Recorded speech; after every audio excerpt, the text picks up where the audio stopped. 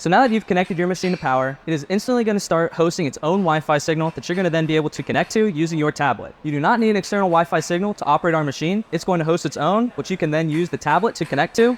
It's named CN Seamless, so you just connect to that Wi-Fi signal, and now you can launch our UI app using the tablet. When you first launch the UI app, the arms are going to be locked. You're not going to be able to move them, and it's going to be in the e-stop state. So it's going to be emergency stop, which you can also activate at any time using this red button on the back of the machine. So we're going to exit out of e-stop, and now the machine is going to home itself. As you see here, it's going to find its top reference and make sure that it knows what range it can go up and down, and then your machine will unlock. So now you'll be able to move these motors around by hand, and additionally, you'll be able to lock and unlock using the icon on the screen. So if I lock it, I no longer can move. I click unlock, now the motors will move around. Additionally, if you want to load a DXF file onto your machine, all you have to do is load it onto a USB drive, and then you can plug it into the back of the machine, which will then recognize the USB device and any DXFs on it. So now you can get started with your design.